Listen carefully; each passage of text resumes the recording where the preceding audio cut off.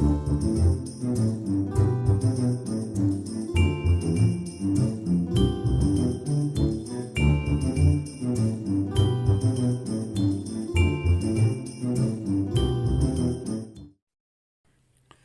a todos, bienvenidos a Paredro, el podcast de libros, autores y demás actores del mundo literario. Mi nombre es Camilo Hoyos y bueno, vengo a ofrecerles el quinto capítulo que funciona como guía de lectura para 100 años de soledad de Gabriel García Márquez, para que mejor puedan entender la serie, para que se sientan invitados y convidados y acompañados para leer la novela.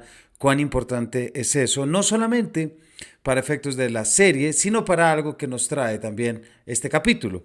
Los primeros capítulos sobre la guía fueron Macondo y la familia Buendía, lo real imaginario, el tiempo y el narrador, y por último estrategias narrativas. Y ahorita ofrecemos el quinto, que va a ser sobre el coronel Aureliano Buendía. Este era un capítulo que a mí me estaba dando vueltas en la cabeza y que llevaba ya rato pensando si sí o si no, pero los últimos sucesos y lo que pasó en un tuit me llevó con mayor razón a elaborar este capítulo. Creo que todo el mundo está al tanto de que hubo un tuit del presidente Gustavo Petro en el que se comparaba y se nombraba como uno de los últimos aurelianos. Y a mí cuando aparece un personaje literario y se está utilizando desde lo político o se utiliza para simbolizar, para concretar, les soy sincero, me pica todo. Porque en primer lugar me parece que es un atentado reduccionista coger un personaje tan complejo y hacerlo entender desde un solo lugar y desde una sola faceta. ¿Qué tiene esto que ver con todo lo anterior? La literatura y la lectura literaria, que nos invita a realizar inferencias, también nos invita a complejizar el mundo, entender que el mundo no es un lugar lineal, que las cosas no se entienden de inmediato y que nada es posible decir bueno, malo, blanco, negro, etcétera. Entonces, utilizar un personaje como este, como se utilizó en un tuit, me obliga a mí como profesor de literatura y como promotor de lectura a visitarlo para que todo el mundo comprenda, por supuesto, cómo es, para que se haga cada uno la idea de lo que es el personaje y que entendamos. Y sobre todo, no estar de acuerdo con que se rapte como un símbolo político. Y aquí estamos, y para eso estamos acá precisamente, para poder leer. Y para esto vamos a ir a las fuentes. Por lo que hoy los invito a un capítulo en el que vamos a estar prácticamente paseando de la mano del coronel Aureliano Buendía. Nos vamos a ir de gancho de él porque vamos a repasar muchos momentos de la novela, los momentos más importantes, pero sí va a ser un paseo narrativo para que podamos entender quién es, valorar esa complejidad tan grande, esa oscuridad en muchos aspectos y muchas otras cosas que este personaje tiene y que hacen un personaje entrañable, aun cuando sea difícil de comprender y de seguir. Así es que, sin mayores preámbulos, arranquemos con el coronel Aureliano Buendía y espérense que más adelante les voy a estar hablando sobre el café Los Aurelianos, que también aprovechamos para ofrecer y contarles sobre una distribuidora de cafés que van a ver lo sabroso. Pues bien, ¿quién es el coronel Aureliano Buendía? El coronel Aureliano Buendía es el hijo de José Arcadio y de Úrsula, es el primer nacido en Macondo y es el personaje que proyecta una sombra muy larga en la novela.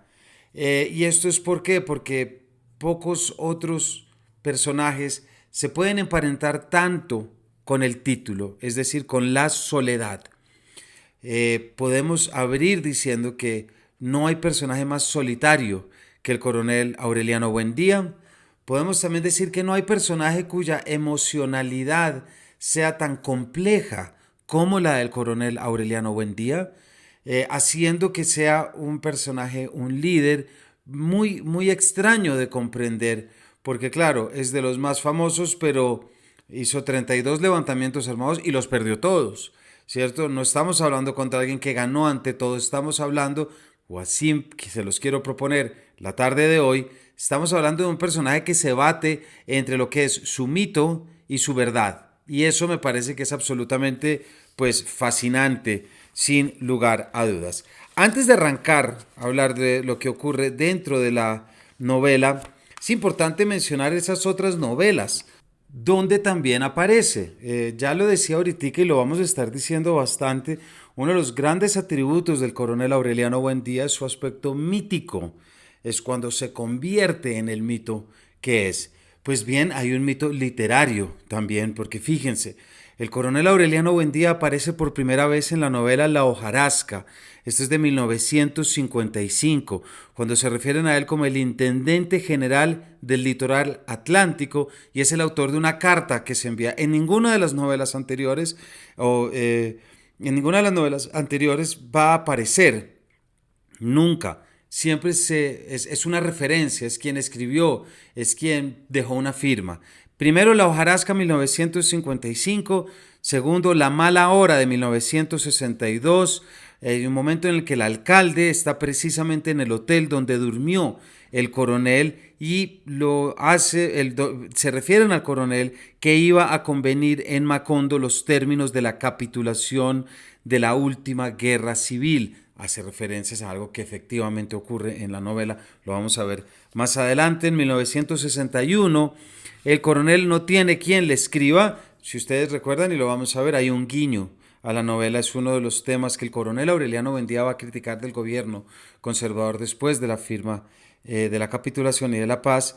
Pero en el coronel, en el 61, el coronel de la novela del 61, cuando está hablando con el abogado, se refiere a un recibo escrito de puño y letra del coronel, como si fuera algo muy importante, pero el abogado le contesta y le dice: esto no tiene garantía de nada, esto no es tan importante como usted cree. Por último, en el cuento La siesta del martes, ya hay una referencia a los tiempos del coronel Aureliano Buendía. Entonces fíjense cómo antes de arrancar era importante también señalar que no es un personaje, obviamente aparece en su gran mayoría en 100 años de soledad, pero es un personaje que también está vivo en otras novelas de García Márquez, y esto pues ¿qué hace? Pues hace crecer el mito y la figura.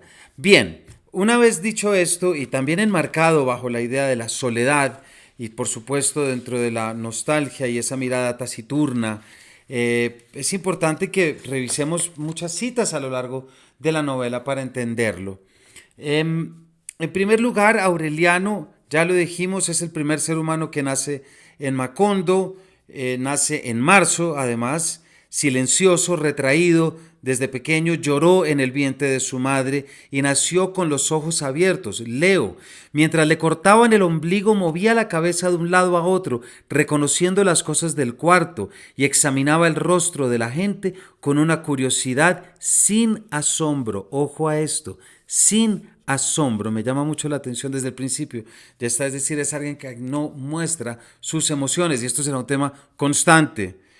Sigo la cita. Luego, indiferente a quienes se acercaban a conocerlo, mantuvo la atención concentrada en el techo de palma, que parecía a punto de derrumbarse bajo la tremenda presión de la lluvia.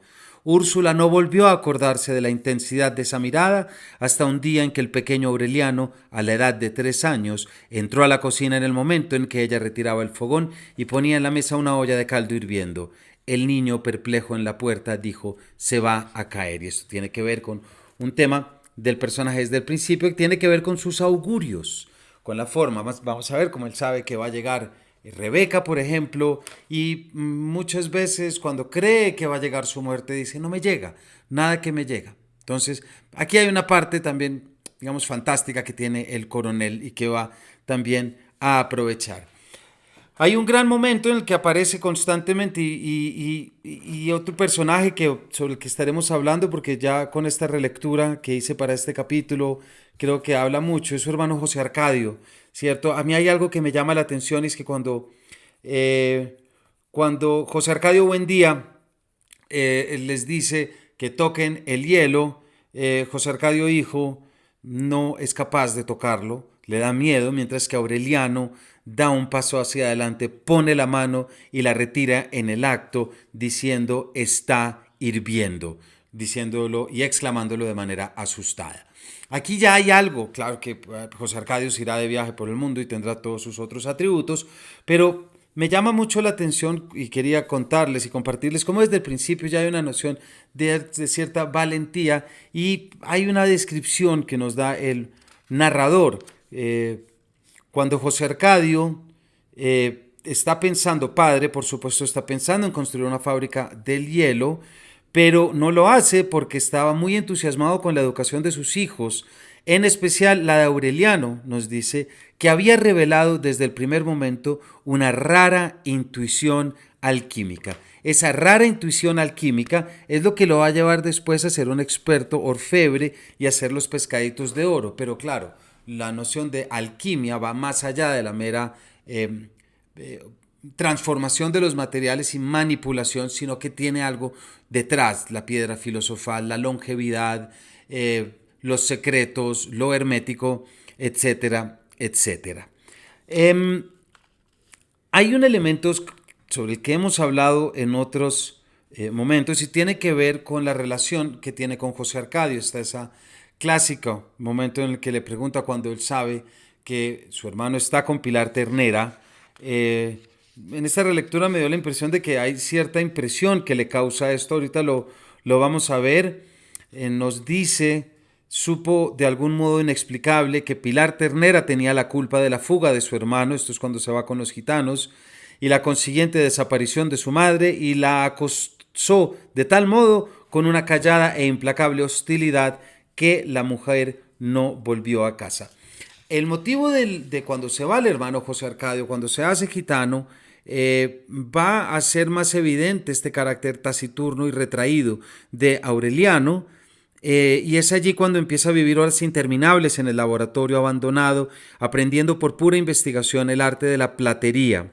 Se había estirado tanto que en poco tiempo dejó de servirle la ropa abandonada por su hermano y empezó a usar la de su padre, pero fue necesario que Visitación les cosiera alforzas a las camisas y sisas a los pantalones, porque Aureliano no había sacado la corpulencia de los otros.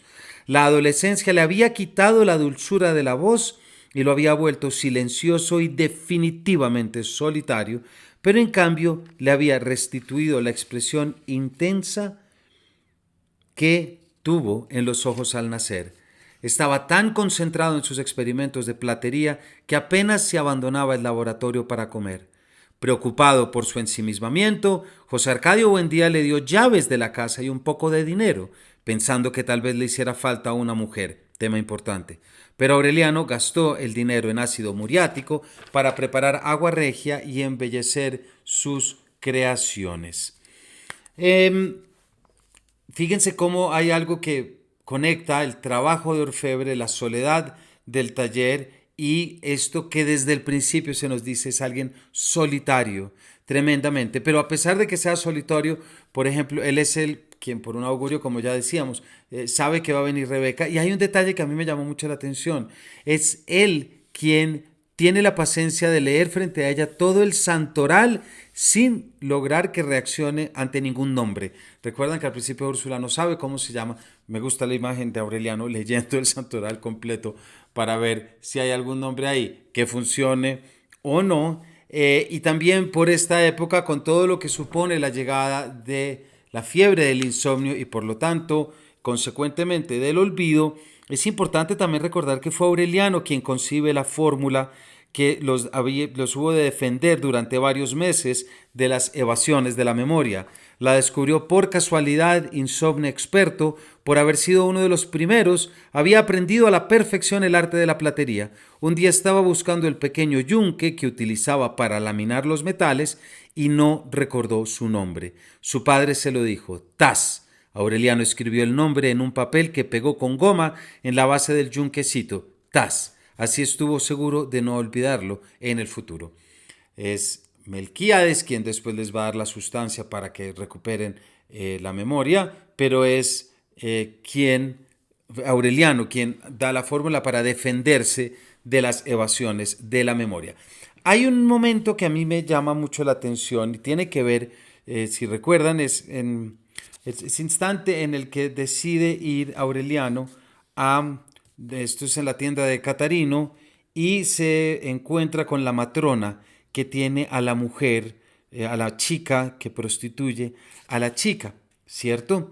Este es un momento que a mí me parece que es importante, es cuando Aureliano, sin saber muy bien, echa la moneda en la alcancía para entrar y entra al cuarto sin saber para qué. La mulata adolescente con sus teticas de perra estaba desnuda en la cama. Antes de Aureliano, esa noche, 63 hombres habían pasado por el cuarto. De tanto ser usado y amasado en sudores y suspiros, el aire de la habitación empezaba a convertirse en lodo. Me parece que este es uno de los primeros momentos que habría que tener en cuenta para entender a este personaje, porque es esta inseguridad, nerviosismo, falta de saber de qué es lo que quiere hacer ahí. También podemos llamarlo como, sí, como, ¿cómo podríamos decirlo? Me parece que es pudor, es la palabra. Este pudor que brota de inmediato. Y hay un pudor que me parece que vale la pena, y esto lo digo pensando, no soy ningún psicoanalista, pero lo digo pensando en los 17 hijos que va a tener después, y es este párrafo.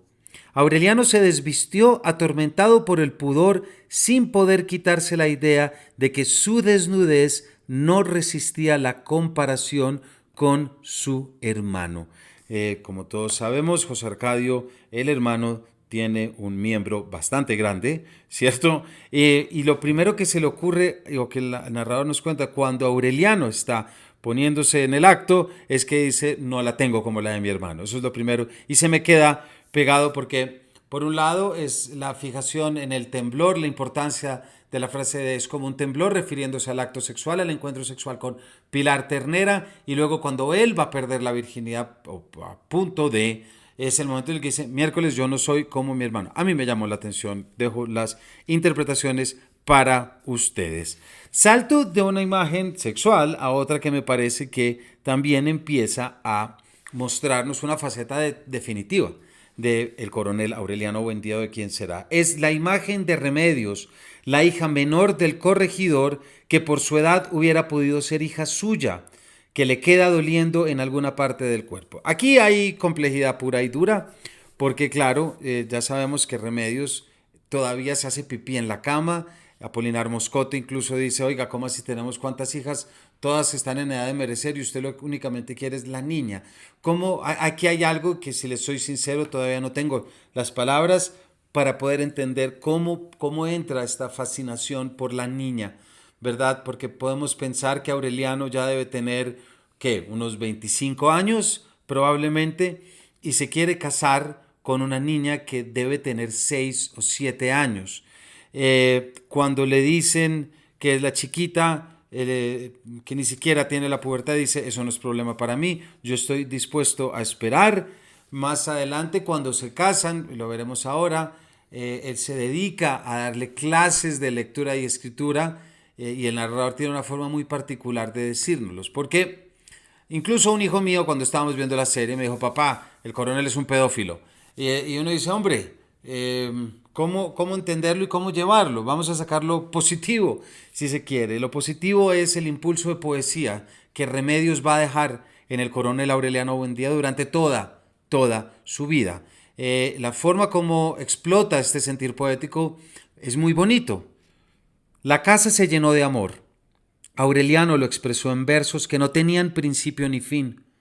Los escribía en los ásperos pergaminos que le regalaba Melquíades, en las paredes del baño, en la piel de sus brazos, y en todos aparecía Remedios transfigurada.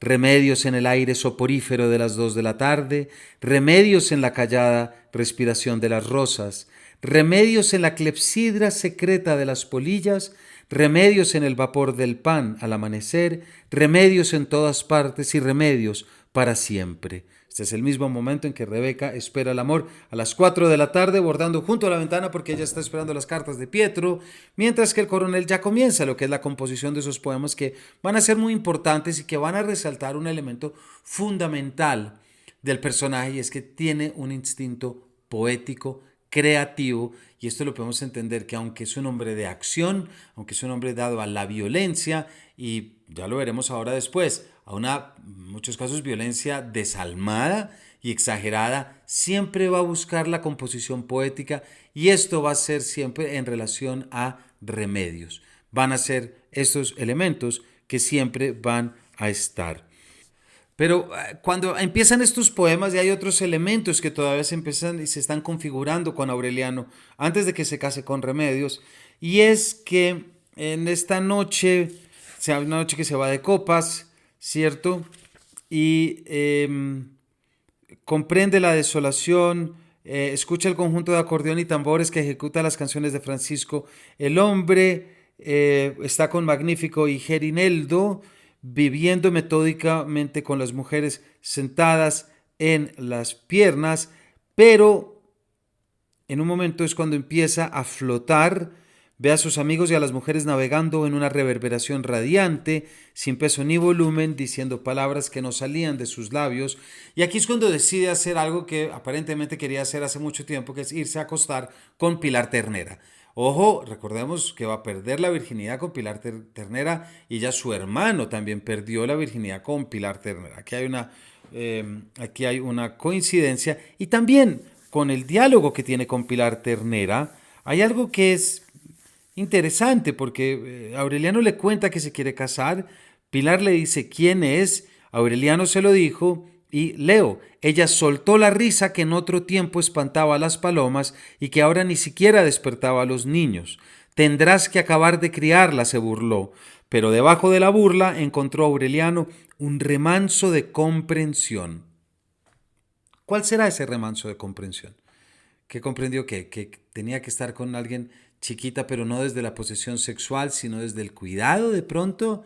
Porque no creo que uno diga directamente, ay, sí, es que es un pervertido, es un pedo. No, yo creo que hay que matizar, el personaje tiene. Ahora, evidentemente, pues no vamos a negarlo, Remedios morirá embarazada, por lo que tanto hay el acto sexual, eso es evidente. Pero ¿cómo comprenderlo desde acá y cómo traer elementos, retos, me parece a mí, que en vez de saltar directamente al juicio, podemos estar barajando muchas citas para entender qué es lo que tiene detrás, ¿cierto? Y cómo funciona ese deseo, sea de la poesía o qué puede ser. Hay otros elementos que podemos sacar de Aureliano por la relación que tiene con Remedios. Y el más claro va a ser la ausencia de dolor frente a su muerte. Aunque reconoce todo lo que trae, aunque la familia entera reconoce que Remedios trae luz, es quien se ocupa de José Arcadio ya cuando está amarrado, incluso al palo es quien le lleva comida, por dicho, llena de alegría y de amor la casa. Incluso el narrador nos dice su instinto maternal sorprendió a Úrsula, ¿cierto? Aureliano, por su parte, encontró en ella la justificación que le hacía falta para vivir. Trabajaba todo el día en el taller y Remedios le llevaba a media mañana un tazón de café sin azúcar. Ambos visitaban todas las noches a los Moscote, etcétera, etcétera. Pero de repente nos llega la muerte de Remedios, que es una muerte muy rápida en la narración. Ocurre de un momento a otro, ¿cierto? Y después de que ocurre, no hay en ningún momento un instante de tristeza por parte del viudo.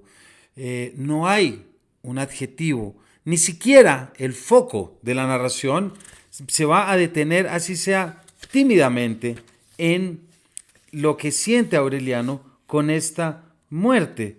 Y fíjense que se los voy a leer. De repente están hablando de Rebeca y el narrador nos dice, un obstáculo mayor tan insalvable como imprevisto obligó a un nuevo e indefinido aplazamiento. Esto es la boda de Rebeca. Una semana antes de la fecha fijada para la boda, la pequeña Remedios despertó a medianoche empapada en un caldo caliente que explotó en sus entrañas con una especie de eructo desgarrador y murió 3 días después envenenada por su propia sangre, con un par de gemelos atravesados en el vientre. Se nos hace toda una descripción, se nos habla del duelo que Rebeca pide y exige, y después se nos habla de la llegada de José Arcadio. Pero en ningún momento el narrador se detiene a decirnos lo que está pensando el coronel, el próximo coronel, porque todavía no es coronel acá. Eso aparecerá después, fíjense, aparece después en un momento en el que Pietro Crespi le pide a Amaranta, esto ya llega José Arcadio, Se va con Rebeca, queda Pietro Crespi, que me gusta llamar el carenovio, con mucho cariño y respeto. Pero hay algo que me llama mucho la atención es cuando aparece esta falta de emocionalidad de Aureliano. Em, por ser el hombre de la casa, Rebeca le pregunta por este matrimonio posible y Aureliano le contestará: estas no son horas de andar pensando en matrimonios. Aquí tenemos un vistazo a la interioridad del coronel. Aquella opinión que Úrsula solo comprendió algunos meses después era la única sincera que podía expresar Aureliano en ese momento, no solo con respecto al matrimonio, sino a cualquier asunto que no fuera la guerra. Él mismo, frente al pelotón de fusilamiento, no había de entender muy bien cómo se fue encadenando la serie de sutiles pero irrevocables casualidades que lo llevaron hasta este punto. La muerte de Remedios no le produjo la conmoción que temía. Fue más bien un sordo sentimiento de rabia que paulatinamente se disolvió en una frustración solitaria y pasiva, semejante a la que experimentó en los tiempos en que estaba resignado a vivir sin mujer. Volvió a hundirse en el trabajo, pero conservó la costumbre de jugar dominó con su suegro. Es una casa amordazada, absolutamente, por el luto, mas sin embargo no hay tristeza del personaje. Y ojo, esto es fundamental para entenderlo. Este es uno de los elementos y de los atributos de la soledad, a mi juicio. Y no podemos dejar de pensar que es de nuevo, y ustedes decidirán a su manera, pero creo que es el punto en el que nos debatimos entre el héroe y el antihéroe, ¿verdad? Y eso es lo que me parece a mí que hace que sea un elemento tan importante. Hay un gran párrafo, y este es el capítulo sexto, en el que se nos dicen una cantidad de cosas muy interesantes del personaje. Esto tiene que ver con estas estructuras cíclicas del autor, de García Márquez. El coronel Aureliano Buendía promovió 32 levantamientos armados y los perdió todos. Tuvo 17 hijos varones de 17 mujeres distintas que fueron exterminados uno tras otro en una sola noche, antes de que el mayor cumpliera 35 años. O sea que no quedó ningún tipo de descendencia de Aureliano. Escapó a 14 atentados, a 73 emboscadas y a un pelotón de fusilamiento. Sobrevivió a una carga de estricnina en el café que había bastado para matar un caballo. Pilar Ternera le va a decir: ojo, cuídate la boca. Rechazó la orden del mérito que le otorgó el presidente de la República. Llegó a ser comandante general de las fuerzas revolucionarias, con jurisdicción y mando de una frontera a la otra, y el hombre más temido por el gobierno, pero nunca permitió que le tomaran una fotografía. Declinó la pensión vitalicia que le ofrecieron después de la guerra y vivió hasta la vejez de los pescaditos de oro que fabricaba en su taller de Macondo. Aunque peleó siempre al frente de sus hombres, la única herida que recibió se la produjo él mismo después de firmar la capitulación de Neerlandia, que puso término a casi 20 años de guerras civiles. Se disparó un tiro de pistola en el pecho y el proyectil le salió por la espalda sin lastimar ningún centro vital. Lo único que quedó de todo eso fue una calle con su nombre en Macondo. Sin embargo, según declaró pocos años antes de morir de viejo, ni siquiera eso esperaba la madrugada en que se fue con sus 21 hombres a reunirse con las fuerzas del general Victorio Medina. Ese párrafo, por favor, repítanlo y revísenlo en el capítulo sexto. A mí me parece que es absolutamente fantástico. ¿Por qué? Porque primero es de una maestría estructural. Si ustedes se fijan, ahí nos están dando guiños de todo lo que va a pasar en las siguientes 150 páginas. Hay un resumen de todo lo que viene. Y este resumen tiene que ver con muchas cosas. Tiene que ver con el hecho en el que lo que sobrevive, a los hijos que tiene, cómo escapa a los 14 atentados, comandante general, lo que rechaza del gobierno. Pero fíjense que toda esta enumeración histórica, el narrador aquí nos dice algo que a mí me llama mucho la atención y que ya nos permite saber casi que desde el principio lo que va a pasar. Y a mí me llama mucho la atención que después de toda esta enumeración diga: lo único que quedó de todo eso fue una calle con su nombre en Macondo. Desde ya se nos dice, esas 32 guerras, todo eso, ¿para qué sirvió? No sirvió para absolutamente nada. Otro atributo que a mí me parece fundamental. Elementos, y aquí voy a ir saltando para traer cositas, y ahorita les voy a hablar de los café los aurelianos, no se preocupen.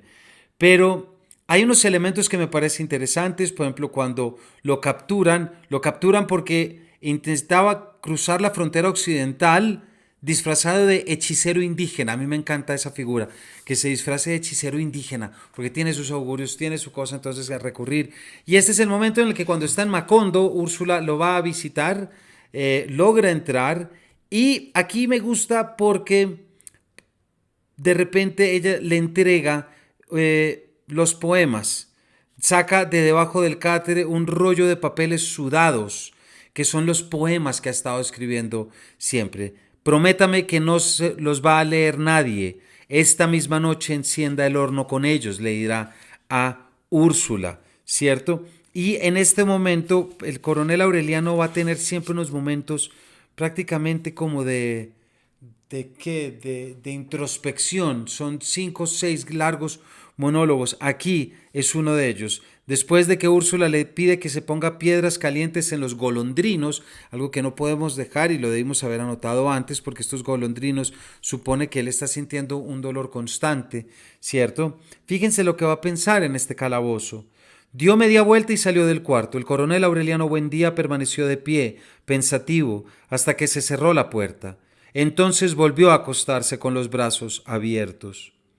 Desde el principio de la adolescencia, cuando empezó a ser consciente de sus presagios, pensó que la muerte había de anunciarse con una señal definitiva, inequívoca, irrevocable, pero le faltaban pocas horas para morir y la señal no llegaba. En cierta ocasión, una mujer muy bella entró a su campamento en Tucurinca y pidió a los centinelas que le permitieran verlo. Esto es cuando lo van a intentar asesinar. Pero salto. El coronel Aureliano Buendía estaba aquella noche terminando el poema del hombre que se había extraviado en la lluvia. ¿No les parece muy bonito? A mí me parece que es una imagen muy linda y que aquí el autor le da algo muy potente, ¿cierto? Para que se está acordando de esto, no le viene la noción de que lo van a matar, y viene luego una frase que me parece muy cómica, pues, y que también nos dice, porque tiene que ver, nos dice el narrador, no sintió miedo ni nostalgia, sino una rabia intestinal ante la idea de que aquella muerte artificiosa no le permitiría conocer el final de tantas cosas que dejaba sin terminar. La puerta se abrió y entró el centinela con un tazón de café. Todo esto es antes de que el capitán Roque Carnicero vaya a estar a punto de matarlo, y por donde arranca prácticamente la novela. Y aquí viene una frase, y es cuando de repente dice: tanto joderse uno, murmuraba el coronel Aureliano Buendía, tanto joderse para que lo maten a uno, 6 maricas sin poder hacer nada. Aquí, por supuesto, después de esto, los llevará ya al fusilamiento, al pelotón de fusilamiento. El capitán Roque Carnicero se parará con sus 6 hombres y aparecerá José Arcadio Buendía, su hermano, con el rifle, ¿cierto?, para que no lo maten. Y es el momento en el que le dice: no haga fuego, usted viene mandado por la divina providencia.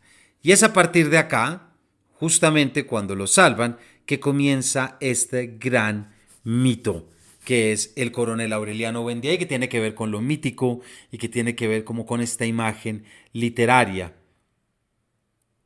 Ojo, la próxima vez que se supo de ellos, esto es cuando ya se van con Roque Carnicero y los demás, la próxima vez que se supo de ellos habían desembarcado en el Cabo de la Vela, procedentes del archipiélago de las Antillas. Y un parte del gobierno, divulgado por telégrafo y publicado en bandos jubilosos por todo el país, anunció la muerte del coronel Aureliano Buendía. Pero 2 días después, un telegrama múltiple, que casi le dio alcance al anterior, anunciaba otra rebelión en los llanos del sur. Así empezó la leyenda de la ubicuidad del coronel Aureliano Buendía. Informaciones simultáneas y contradictorias lo declaraban victorioso en Villanueva, derrotado en Guayacamal, devorado por los indios motilones, muerto en una aldea de la Ciénaga y otra vez sublevado en Urumita. Los dirigentes liberales, que en aquel momento estaban negociando una participación en el Parlamento, lo señalaron como un aventurero sin representación del partido. El gobierno nacional lo asimiló a la categoría de bandolero y puso a su cabeza un precio de 5,000 pesos. Pero este poder, y ahorita habrá una cita que nos espera acá, que nos permitirá verlo, pero este mismo poder es lo que súbitamente va a empezar a hacer del coronel Aureliano Buendía, como dirá Úrsula más adelante, alguien que tiene un corazón de piedra. Fíjense, después de que es proclamado jefe de las fuerzas del litoral del Caribe, con grado de general, él rechaza el ascenso, pero se queda como jefe. Y una de las primeras cosas que hace el gobierno es decirles que van a fusilar a Gerineldo Márquez. Y esto se lo notifican a través de un telegrama. Y cuando se lo cuentan, sin saber muy bien el coronel cómo va a reaccionar, no se preocupa, lo único que dice es, qué bueno, ya tenemos telégrafo en Macondo.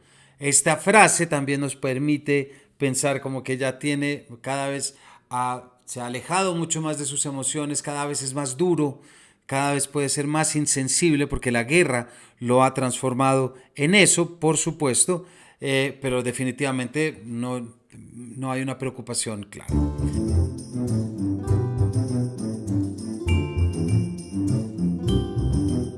¿Qué les parece si hacemos una pequeña pausa? Este sería el momento en el que nos levantaríamos a tomar un café o la aromática, pero yo les recomiendo café y les quiero recomendar muy especialmente unos distribuidores que nos están apoyando a lo largo de este capítulo, que se llaman Los Aurelianos.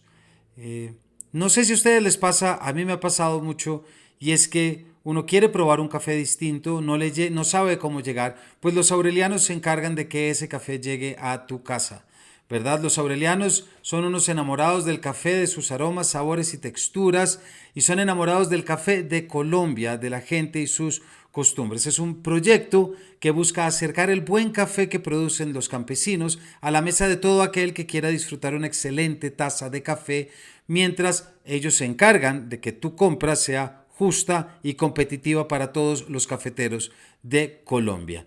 Cuando ustedes adquieran los servicios de los Aurelianos, métanse a la página web, búsquenlos por Instagram como Los Aurelianos, van a tener la oportunidad de conocer Colombia a través de una taza de café. Creen que el colombiano es alegre, creativo, trabajador y cálido. Son las características que están detrás de un buen café y por eso en los Aurelianos buscan que los cafeteros más colombianos y con ellos puedan encontrar el mejor café. Hay algo muy importante y yo he sido ya, a mí ya me han mandado, y es que rinden tributo a la vocación de servicio y a la variedad cultural que identifica el café y por esto envían una colección de cafés a su casa, lo que ustedes quieran. Esto va desde 250 gramos, desde paquetes de café de 250 gramos a 250 o de 500, lo que ustedes quieran, con envíos bimestrales. Lo que hacen es que les van a enviar café de todo Colombia y créanme que las cosas que yo he probado gracias a ellos son increíbles, que me han acompañado haciendo estos capítulos de Paredro, leyendo como muchos de ustedes van a leer, por lo que nuestra gran recomendación de hoy es que busquen a los Aurelianos, le compren sus productos, es decir, los cafés que ellos han traído de los caficultores colombianos y que permiten que detrás de la puerta y que en su taza de café en realidad podamos estar comprando justamente y trayendo cafés raros, variados y de todos.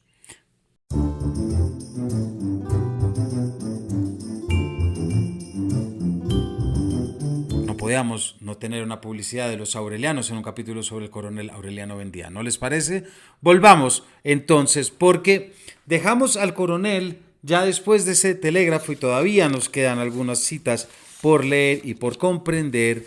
Entonces es muy importante que podamos entender, dentro de lo mítico hay otro elemento, claro, y es cuando sobrevive.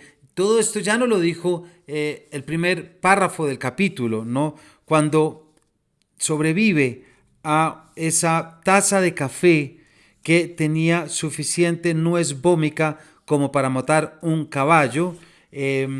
Úrsula lo salva, logra pasar, pero aquí hay un momento muy importante, porque es cuando por primera vez se va a mostrar esta soledad y nos va a mostrar una faceta fundamental del personaje. Hablando con Gerineldo Márquez, le pregunta, dime una cosa, compadre, ¿por qué estás peleando? ¿Por qué ha de ser, compadre? Contestó el coronel Gerineldo Márquez, por el gran partido liberal. Dichoso tú que lo sabes, contestó él. Yo, por mi parte, apenas ahora me doy cuenta que estoy peleando por orgullo. Eso es malo, dijo el coronel Gerineldo Márquez. Al coronel Aureliano Buendía le divirtió su alarma. Naturalmente, dijo, pero en todo caso es mejor eso que no saber por qué se pelea. Lo miró a los ojos y agregó sonriendo. O que pelear como tú por algo que no significa nada para nadie. ¿Por qué me parece esto importante y por qué traerlo? Porque reconoce la futilidad de la guerra y reconoce que la guerra es más como jugar un yoyo aparentemente, es algo que no tiene un ideal, es solamente algo que hace pero que no le representa nada al partido, no le representa nada a la victoria, solamente es por poder y por orgullo propio. Ese es otro atributo que creo que no podemos en ningún momento dejar pasar del coronel Aureliano Buendía. Elemento que va a mostrar esta frialdad también va a tener que ver con José Raquel Moncada, conservador, alcalde de Macondo, con quien alcanza a tener, cuando está cerca el coronel, alcanzan a tener un intercambio de prisioneros en ámbito festivo, se hacen grandes amigos, sueñan con instaurar un régimen humanitario, mas sin embargo después lo va a fusilar. No, esto es bastante claro, ¿no? Es muy sedicioso lo que hace, porque por un lado, más adelante, después de que hacen estos intercambios, van a tener un diálogo en el que Coronel le va a decir, recuerda, compadre, que no te fusilo yo, te fusila la revolución. Hombre, el general Moncada ni siquiera se levantó del catre al verlo entrar. Vete a la mierda, compadre, replicó. Entonces aquí se nos muestra cómo de repente el coronel tiene esta posibilidad de salvar a su amigo y no solamente lo manda a fusilar o no hace nada para no fusilarlo, sino que además después le lleva a la viuda de Moncada unos elementos que deja y cuando llega en Manaure a la casa de la viuda le dice, no entre, coronel, usted mandará en su guerra, pero yo mando en mi casa. Y nos dice el narrador, el coronel Aureliano Buendía no dio ninguna muestra de rencor, pero su espíritu solo encontró el sosiego cuando su guardia personal saqueó y redujo a cenizas la casa de la viuda. Cuídate el corazón, Aureliano, le decía entonces el coronel Gerineldo Márquez. Te estás pudriendo vivo. Y esto lo vamos a ver, o sea, le vamos a dar la razón a la viuda cuando en la misma página, después de que a Teófilo Vargas lo despedazaran a machetazos en una emboscada y el coronel Aureliano asuma el mando central, el narrador nos dice esto. La misma noche en que su autoridad fue reconocida por todos los comandos rebeldes, despertó sobresaltado pidiendo a gritos una manta, un frío interior que le rayaba los huesos y lo mortificaba, inclusive a pleno sol le impidió dormir bien por varios meses, hasta que se le convirtió en una costumbre. La embriaguez del poder empezó a descomponerse en ráfagas de desazón. Oijo esto, buscando un remedio contra el frío, hizo fusilar al joven oficial que propuso el asesinato del general Teófilo Vargas. Sus órdenes se cumplían antes de ser impartidas, aún antes de que él las concibiera, y siempre llegaban mucho más lejos de donde él se hubiera atrevido a hacerlas llegar.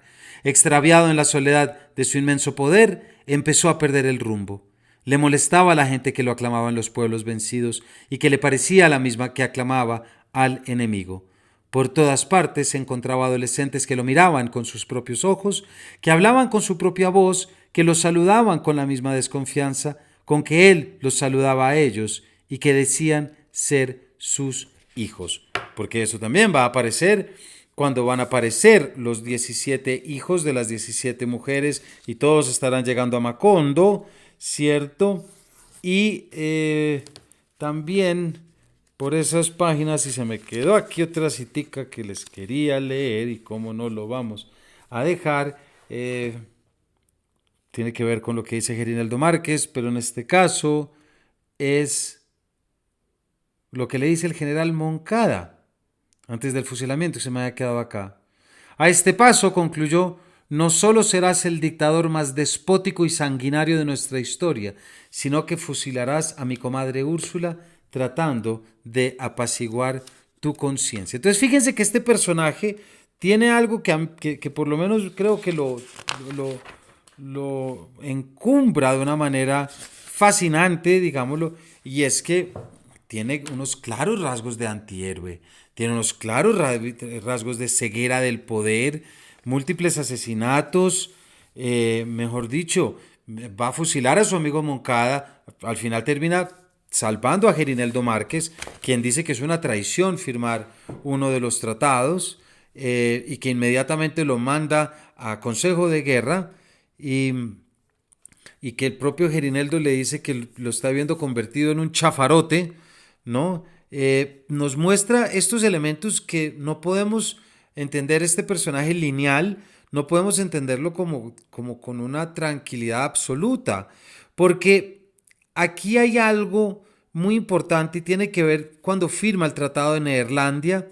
De hecho, tiene que ver mucho con estos momentos. Fíjense que muchos días antes del Tratado de Neerlandia, después de que Úrsula le dice que si se le ocurre llegar a fusilar a Gerineldo Márquez, ella se va a encargar de hacerle lo peor.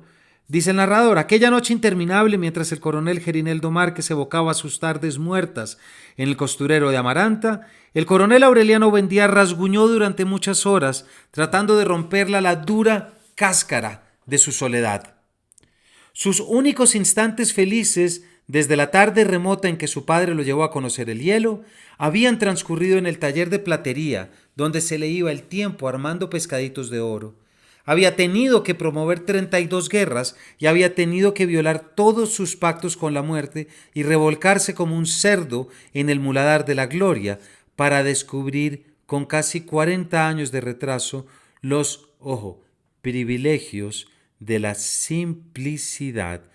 Hay algo claro y muy interesante de ver acá y es cómo a medida que se acerca en la novela el fin de la guerra, para darle paso a otras tramas, es también este proceso de autopercepción del coronel Aureliano Buendía, ¿cierto? Fíjense esta otra frase que me parece muy interesante.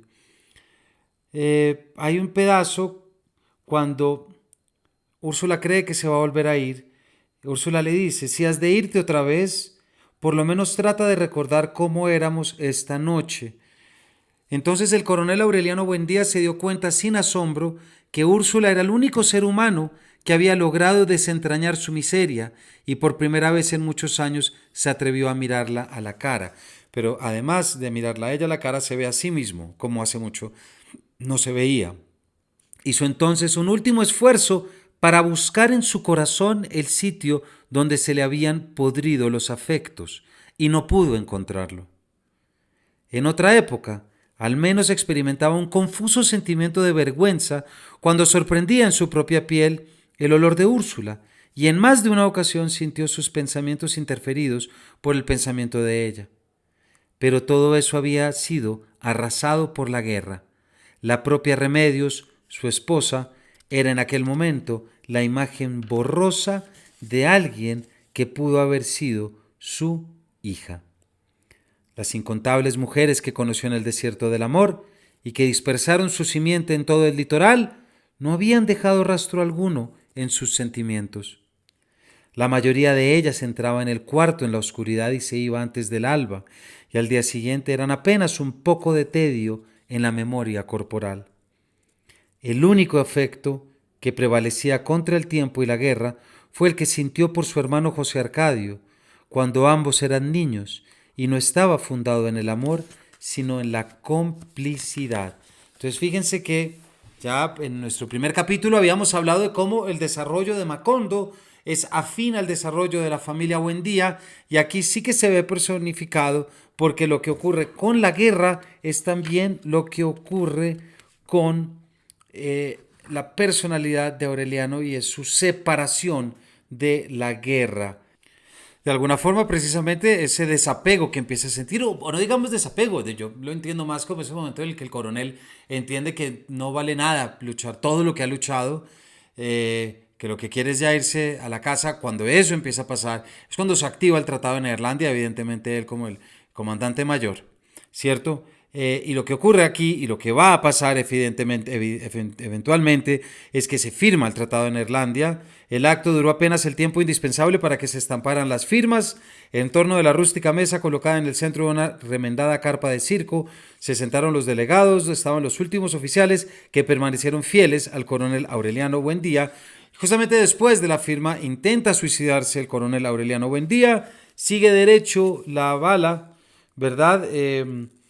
El proyectil siguió una trayectoria tan limpia que el médico le metió por el pecho y le sacó por la espalda un cordón empapado de yodo. Esta es mi obra maestra, le dijo satisfecho. Era el único punto por donde podía pasar una bala sin lastimar ningún centro vital, porque ya el doctor previamente le había dicho por dónde. El coronel Aureliano le dice, si todavía me quedara autoridad, lo haría fusilar sin fórmula de juicio, no por salvarme la vida, sino por hacerme quedar en ridículo. Pero hacerle quedar en ridículo, es decir, no permitir que se haya muerto, es lo que le permite que ese fracaso de la muerte le devuelva el prestigio perdido. Y de nuevo todo el mundo empieza a hablar diciendo lo grandísimo que es el coronel Aureliano Buendía, como esa victoria contra la muerte también le ha permitido ser una vez más un grande. Es dado de alta después del intento de suicidio y esta frase es, fíjense todo lo que tiene. El coronel Aureliano Buendía abandonó el cuarto en diciembre, su cuarto de regimiento, su cuarto militar, y le bastó con echar una mirada al corredor para no volver a pensar en la guerra.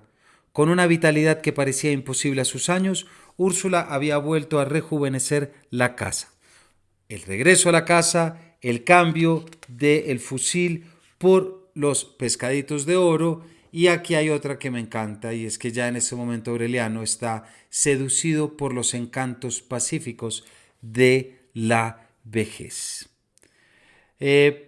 Últimas cosas, porque esto ya empezará desde este punto un poco esa muerte que llegará del coronel Aureliano, elementos que me llaman la atención. Sobre Remedios la Bella, dice que de ninguna forma es una retrasada, es como si viniera de regreso de 20 años de guerra y se mete en ese taller, así como Melquíades muere metido en el taller, también se mete en el taller Aureliano para ya esperar la muerte prácticamente. Hay un momento en el que Amaranta, si no estoy mal, le pregunta, o Fernanda, alguna de las dos le pregunta, ¿cómo está, coronel? Y él dice, estoy esperando que pase mi entierro. Esta llegada de la vejez y de la muerte al coronel al mismo tiempo va a tener una serie de reconocimientos por parte del gobierno que le quieren hacer un jubileo, a lo que él contestará, es la primera vez que oigo la palabra jubileo, pero cualquier cosa que quiera decir no puede ser sino una burla. Y cuando le quieren poner la orden del mérito, que ya estaba en ese primer párrafo del capítulo, por eso es una genialidad, nos dice el narrador esto. El coronel Aureliano Buendía le mandó a decir palabra por palabra que esperaba con verdadera ansiedad aquella tardía pero merecida ocasión de darle un tiro, no para cobrarle las arbitrariedades y anacronismos de su régimen, sino por faltarle el respeto a un viejo que no le hacía mal a nadie. Fue tal la vehemencia con que pronunció la amenaza que el presidente de la República canceló el viaje a última hora y le mandó la condecoración con un representante personal. Desprecio, ya se me atrevo a decir, hay una oposición, es casi como ese Rambo que en sus últimos años desecha por completo la poesía y no quiere que nadie le hable de poesía. Un poco lo mismo pasa con la construcción del coronel Aureliano Buendía. Después de todo lo que hace, después del mito, no quiere saber de la guerra y mucho menos que lo vengan a molestar. Elementos interesantes ya para ir cerrando. Fernanda del Carpio, como saben ustedes, ya lo hemos dicho en algún capítulo, instaura el nuevo orden y hay una frase muy interesante. Dice, Fernanda, con muy buen tacto, se cuidó de no tropezar con él, con el coronel. Le molestaba íntimamente su espíritu independiente, su resistencia a toda forma de rigidez social. La exasperaban sus tazones de café a las 5, el desorden de su taller, su manta deshilachada y su costumbre de sentarse en la puerta de la calle al atardecer.